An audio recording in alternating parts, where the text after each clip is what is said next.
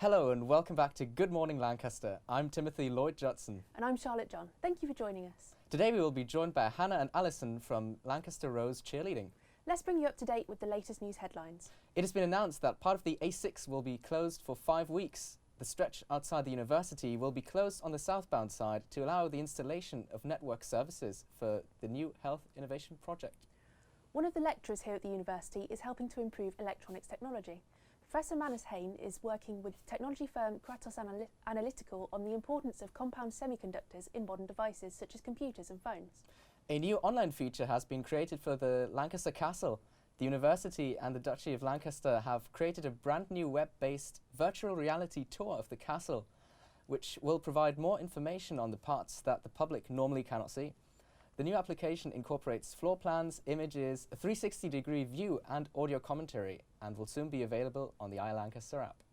Professor Gordon Walker from the Lancaster Environment Centre here at the university has contributed to a paper on pollution and equality. The report says that pollution tends to cause most harm to people in more socially deprived groups. It was also reported that pollution is a driving force behind chronic sickness. The university has released promotional images for the upcoming Roses tournament. The varsity is taking place on home soil from the 4th to the 6th of May. So I believe we can look at some of these images. Yeah. If technology works. Here we go! Whoa, so just look at this. I don't know what this sport is, I'll be honest. As you can probably tell, I'm not a sport person. It's volleyball, I'm told. So, yeah, we've got that. I know this one, this is hockey. Yeah. So. Very powerful image, I think, yeah, personally. Power. Yeah. That's cycling. Yeah. Gotta have cycling in there, yeah. So, Timmy, it's our first Roses this year. Are you looking forward to it? I'm very much looking forward to it, but unfortunately I can't be there because, I don't know, I booked something on the same weekend, and that was before I knew that it was on that weekend, so, you know. Yeah, I will probably end up cancelling it to be there, but, you know. You should do. I'm just keeping everyone on the edge right now. To help with the LA1 TV coverage, I know. Exactly, yeah, I will be here 24/7 every day. We will be there. Yeah. All student media will be there covering it for you, so you won't have to miss out. So yeah, looking forward to that. Exactly, yeah. And also, of course, the promo video is coming on Friday. That'll be during the results in the Sugar House. Yes, exactly. So, you may have noticed that last week the Beast from the East and Storm Emma hit the UK. Edward Roberts Court is currently closed due to the damage caused by the storm. An alternative route has been put in place along the perimeter road with Ketchup, Wokin and Sultan and Go Burrito still being closed, and the charity shop and the post office. That really is a beast from the east, isn't it? It's a true tragedy. I've been wanting to go to Sultan's for the past 4 days now, and I still can't. You know, every day I wake up, I think maybe this is the day that it's finally over, and then I go there, and it's still, you know, that blockade there. Is it kind of a case of, like, now you can't have it, you really want it? Probably, yeah. It's just even more, you know, I just want that sweet, sweet Sultan's taste, you know. I don't know how our station manager Joel is coping, because he's become addicted to the chicken nuggets and chips from Ketchup. You know, I quite like those too, so I can relate to that. There's quite a problem there. So, you know, I don't know what he's eating. That's just life, isn't it? Probably some cheese. Yeah. Yeah. Pretty much. Anyway, you know, the strikes are still continuing. That's happening as well across the UK by University College Union members. So far, no resolution has been made, but we got to sit down with the Vice Chancellor, Professor Mark E. Smith, to ask him about his opinion. So, on the strikes, there's been some confusion about what your stance is on those. Do you want to clarify that stance now? So the stance is extremely straightforward. We have always been in the camp of universities that want to see the best possible pension that can be paid from the USS to our staff. In the initial consultation, which was held last autumn, we were very clear that if it was at all possible, a combination of what's called defined contributions, or DC, and defined benefits would be our preferred position, but only if that was affordable. The whole process went on from the national level, from the autumn to Christmas. There was supposed to be a first deadline was the end of November, second deadline was the end of, or the middle of December, with obviously Christmas interfering, and then there was a January 23rd deadline. And at that point, the apparatus, the so-called Joint Negotiating Committee, came out with a decision which unfortunately had to be arrived at not through consensus, but through the chair taking a vote. Now, our position is that we understand that the DC scheme, the direct contribution scheme that's come out, is disadvantageous to staff. That's not a very satisfactory position to be in, but what's claimed is that is the most affordable, the only affordable solution. Now, if a more affordable solution can be that preserves the DB element, which is what staff really value, Lancaster is very open to that. And therefore the position, one of the things that I get asked in the numerous emails and letters that have come to me, I get asked to call for the reopening of negotiation. I don't quite understand what that question means, because the UUK position has always been, and is a Lancaster position, that any new proposal put on the table should be considered on its merits. So they've never closed down. That's different from going back to ground zero and starting where we should have been last autumn, because there's another pressure, which is that the pension regulator has demanded that a conclusion to the whole process well, it has to be by the end of June. And therefore going back to ground zero is just not possible. So my position is very clear. Any proposal should be considered. I think UUK are open to that. That's my understanding of their position. But it can't go back to a zero baseline position, because the time scale which is now available to us would then run us into trouble with the pension regulator. But you acknowledge that the new scheme is disadvantageous Yeah. to staff? No, absolutely. And so I've thought long and hard about the best way I can explain this. And basically, we're being told by the pension scheme, which is then communicated to UUK, what can you buy for your money? And they're telling us they will offer us much less for what we can buy. So there's no money saving here. The money that we're intending to put into the new scheme will be absolutely the same as it was before. But what they're saying is they're saying now we won't sell you that anymore. So if they won't sell us it, we can't give it to staff. So that's the position. But it is a backward step. So that's why they're very annoyed. And we're not very happy about that either, because obviously we want to buy as much as we can for our money. We'd ideally like to buy the same, but we're being told we can't do that. So that's the difficult position we're in, that we want to give the maximum benefits. We'd ideally like to give the same benefits, but the people who supply the pension, which is USS, are telling us we won't sell you that. Now the problem, I don't want to fog this discussion. Is the basis for why they're saying that is the source of the argument, but then it gets into very complicated actuarial science, which I don't pretend to be qualified in. But that's the source of the disagreement. But the backdrop is they won't sell us the same degree of benefits for what we're currently paying. And you don't believe that UUK and UCU going back to talks would benefit? But the point I'm making is that offer is on the table.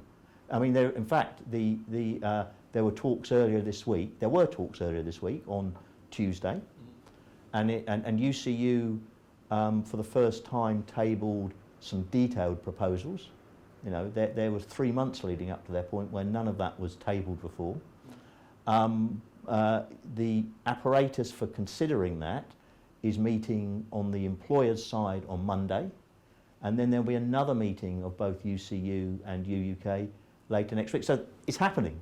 Are these meaningful conversations though? Because I don't know if you saw the thing that was leaked in the Telegraph from the chair of UUK, saying that there was no plans to change their position regardless of negotiations. No, I don't think that. I don't think so. That was followed up quite rapidly in the sector. You know, was that really the intention? The best intelligence I have is that those proposals will be seriously looked at. I mean, the problem is on those, they now have to be costed out. And I think what you're going to find, unfortunately, is a disagreement over the level of the costing. So in the UCU proposal that's currently on the table, they've put some indicative costings from all of the details that I've seen, and it's not official. I mean, they're doing the work now, so it's not a conclusive position. Is that the UCU position in terms of what the additional, and that would mean additional cost for us. but those additional costs are nowhere near enough to buy, going back to the buying analogy, that they're asking for. So there's a mismatch there. But that has to be costed out, and is what's happening now. And there's a meeting, as I say, next Monday, where the employer's experts will have done more homework on what that proposal is and what it costs. Do you sympathise with staff? Of course, absolutely. I sympathise with them from the point of view of losing the benefits going backwards. None of us. Can I make the point here that it isn't only the staff, it's all, and the senior management are equally affected. So I'm not very happy about the backward step. But so from that point of view, I sympathise. I'm less sympathetic to the effect it's having on students. Well, that's my next question. Do you support the strike action? Well, I can't, because while I understand the strike is the is the only option, and I respect their right to do it, I don't think it's right, to put the students in the middle of the fight, basically, because to a certain extent you can say it's the only it's the only thing they can do. So while I have sympathy and I respect their right, I obviously, can't support the effect it's having on the student population. So let's talk about that effect then on the student population. And we've already lost 5 days of teaching. Yes. Obviously what that means differs from student to student. Yes. And there's the potential now for 9 more days and threats that it will go on and on and on. So will students receive compensation? Okay, so so in my post bag, the compensation question after negotiation is the second most common question I get. Now, of course, it's a perfectly legitimate question. What we need to do is we need to work out what in the end, after it's all over, because it will have to end sometime, what can be replaced, what can be meaningfully replaced, what is the effect that had on the on the experience and what you have actually lost.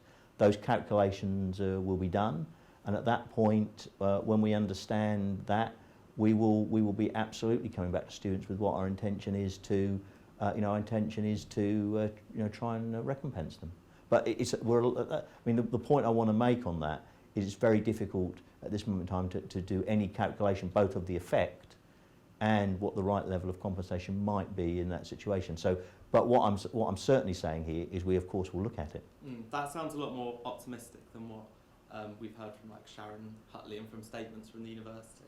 In what sense do you think it's more optimistic? That the way you say it there sounds as if compensation is likely if there's a big impact. Well, I mean, it goes on to say how big the impact. I mean, that's my whole point. It goes on to say how big is the impact. We can't assess that at the moment. But if that impact is real and meaningful, then it's a legitimate conversation for us to have. Exactly. We are joined by Hannah and Alison from Lancaster Rose Cheerleading. So thank you very much for joining us. It's fine, thank you. So thanks for having us. So first of all, we've talked a little bit about roses. Yeah. Are you looking forward to it? Yeah, I think we've got a good chance this year. Like, all our teams have worked so hard, and with it being in Lancaster, it'd be really good for us to win. So everyone, please come down and support us. You guys should be there. Like, we're really good to see you. Definitely. So how have you been preparing, getting in the zone for the competition? Well, we currently have 2 more competitions before Roses. Okay. So we've been training for that as well. So it's all just go, go, go from now. Yeah, our training's got quite intense recently because our first competition's next week. So. Neat. Can you explain to us who aren't in the know, like at these competitions, what kind of things are you judged on? So what are you kind of preparing, the routines, how many do you have to do, things like that? Each team has like one routine. The stunt groups, we have like stunts in the routine, we have jumps, we have tumbles and a bit of dance. Whereas Diamond, which is our pom dance team, they just have dance and jumps. You say just have dance. Yeah, I mean, theirs is quite I intense can do as well, so Yeah. it's really impressive. It's all impressive to me. So how has your season gone so far then? Well, we haven't. This is our first competition next week, so all we've done is train so far. But other than that, it's going pretty well, isn't it? Yeah. Yeah, I think we're doing really well this year. All the teams are doing really well. Yeah, everyone sort of stepped up their game. And how many teams are there within? There's 4 teams, 4. 3 stunt squads. Pearl is level 1, Ruby is level 2, Onyx is level 3, and then our pom dance squad is Diamond. We're both from like Ruby, so Ruby. we're like the level 2 stunt team. The ones that have been like you're probably seeing all over Facebook and everything that are like fundraising to get to our comp. Yeah. Well, that's a perfect segue there. Yeah. I would say so. So what are you actually fundraising for? So this year, we usually do 2 competitions a year, but unfortunately, like, we didn't have the money, we didn't have the funding really to get there. So as a team, Ruby decided that they wanted to go to a second competition, so that's what we've been fundraising for. Mm-hmm. And what events have you put on, or what have you got coming up that people can? We've currently like raised all the money, which is like really good because it's been like less than 2 months that we've raised it. We had a Take Me Out event on Monday, which was a really big success. Yeah, it was really good. And then we sold roses for Valentine's Day in Alex Square. We've done a massive bake sale as well. And we had a Just Giving page, which people were really like, so many people donated to, which we're so like grateful for. Yeah. That's great. So, you know, cheerleading in general, what made you want to get into it? I don't really know. I did dance for like a long time before I came to uni, but I just wanted to try something different. So I think it's hard to like get into cheerleading before university. Like Yeah. a lot of places, like I didn't really know how you got into it. So like I just wanted to try something new, and like when you came to university, like you can try loads of new sports that you've never done before. So yeah. So if any of our viewers watching wanted to get into cheerleading, do you have any kind of spots open, or is it kind of wait till next year? Yeah, it would have to be wait until next year, obviously, because we train up until this point. So unfortunately, can't just join in when at this point. But yeah, definitely at freshers. we have like a taster session, so everyone should definitely come along if you're like thinking of trying it, because it's just a fun like day anyway. Yeah. Sound good? So what would you say is the best part about cheerleading? What's like the highlight of it? I think it's just like all of us being together. Like it's so much Yeah. fun. Everyone gets so close, like we're like such like a little family, like each team. And like it's just really fun, like us all being together and stuff like that. It's very much a community thing, I Yeah, guess. Definitely, yeah. So I'm going to regret asking this, but the people in my ears are telling me to. Can you teach me any moves? You want to know? I don't know if I have the space or like, as well, we're both flyers, so flyers are the ones that get lifted up. Okay, Yeah. you can't But lift I me mean, up. I don't we think could do any try. stunts, yeah. I feel like the ceiling's quite low. Yeah, I mean, we're looking at health and safety. Timmy is our safety Yeah. and wellbeing officer. So, is there any kind of basic steps or arm movements or? I mean, To be honest, it's fine if not. It's just Yeah. people in my ear are like, "Go on, Charlotte," because they want to see me be embarrassed. I feel like you could pull a stretch maybe. yeah, that's a good idea. That's a good idea. Okay. Do you want to show me that? Okay. You're better hands, so go on. Where do you Okay. want to stand? Oh god. Right. I hope no one's filming me. So, like this. Like that? Yeah. Okay. As high as can. Would you mind doing that again for the camera, please? Oh, no. Sorry. That was good. I Hannah, missed good. it, and I want to see. Okay, I'm going to come over there because there's no space over here. Right, I've also got loads of mics in my pocket, so If you grab like maybe like the inside of your ankle, it helps. inside of my ankle. Yeah, there you Pull go. it up. There you go. Oh. There you go. That was perfect. Yeah, You you've should got the definitely- you makings. could try You've got the cheer next makings year. of a cheerleader. You got Very good. potential. That's probably the extent of my abilities, I'll be honest. Okay, yep, they're teasing me in the control room right now. But hey, this is what I do for anyone. I like to get stuck in. Yeah. Yeah, I'd like to see them try as well. It's a lot more difficult than it looks. Exactly. It is. exactly. They say they're trying in the control room now, and they're doing amazingly. Okay. I don't think that's I'll true. take their word for But it. there we go. Thank you for doing that. I know It's fine. a bit of a random request there. So yeah, are there any events on campus coming up that people who are interested could come and watch so that they can kind of see what you do? I think we're like kind of in the process of organising like a little showcase before our competition. I'm not sure when that's going to be, but we'll probably like post it on Facebook because we want to perform our routine in front of people before we actually compete. So it'd be really good to like have people support and come watch and see what we do really. Yeah, and then other than that, it would just be roses, which hopefully Yeah. we want to get a big crowd out. Roses always gets quite packed, so Yeah. You should definitely try and come down. And if you can't go, you can watch it on LA1 TV. Yeah, exactly. Well, yeah, I mean, thank you very much for being here. I hope you've enjoyed it. Yeah. Here's a look what's coming up on campus this week. The engineering department are launching the Women in Engineering group. The first event will take place later today with the aim to bring together undergraduates, postgrads and staff aiming to support women through mentoring and networking. Voting has officially opened for the full-time officer positions at the Students' Union. Voting closes on Friday at 12 p.m, so be sure to have your say now. The Sociology department are holding an alumni panel this afternoon at 2 p.m. The session will include talks from recent graduates on their career paths into the public, private and charitable sectors. So if you want to attend, then it's in the Management School Lecture Theatre 7. TEDx are holding their next talk on Thursday. This event will focus on the theme Imagine, which looks at how people who have imagined change and the proposals surrounding basic income. Also on Thursday, Pendle are going to Manchester. The social will be going to the Canal Street area, including Factory. Tickets will cover the transportation, free entry to Factory and drinks deals in Font and Garrett's bars. For more information, you can contact the Pendle JCR or the PG board because they're going to. So Friday is the results night for the FTO elections. The results for all the FTO positions will be announced in the Sugar House. The results start at 7 p.m. and there is even a free entry for everyone who attends. So good luck to all the candidates. Finally, a shout out to James Borgman, our producer's brother. It's his 23rd birthday today. Have a good one. That's it for this week's episode. We hope everyone had a great week and we shall see you next week for another episode of Good Morning Lancaster. Goodbye.